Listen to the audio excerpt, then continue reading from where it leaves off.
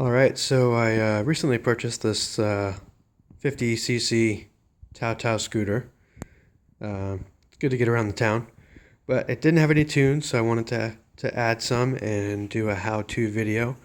I'll post on YouTube, but it starts with the components. You first want to make sure that you have, of course, your battery.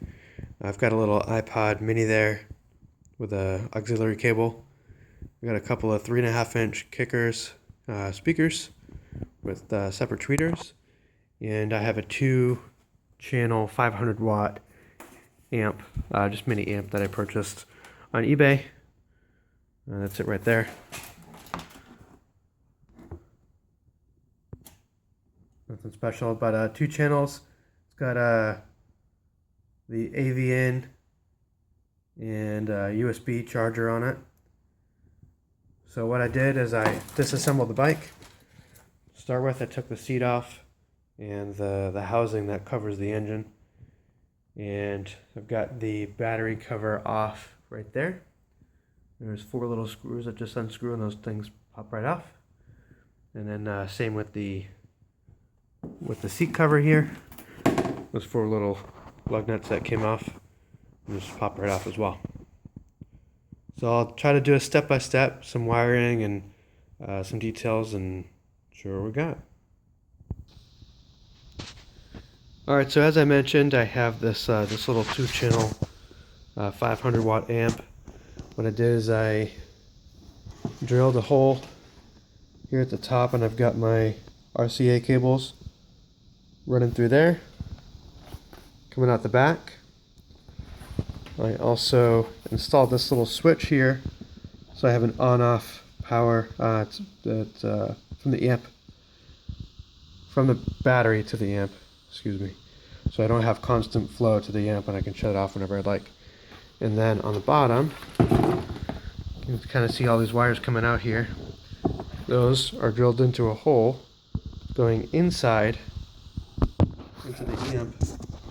And the amp actually came with some wire harnesses. You can see them right there on the bottom. And so we've got the wire harness for the speaker wire, which is your blue and yellow here. Then you've got the power and the ground. And here's the other end of my RCA. Got all that coming out at the bottom right there, so it's nice and neat. And then on the back, I have the back of the switch, my remote wire here connected to the switch, and then the other side of the switch connected to the power wire with the battery. Kind of got it all taped down, nice and neat. I hate seeing any wires, so anytime I can hide some wires is better. So this is where I'm at. I will show you the next steps in a few.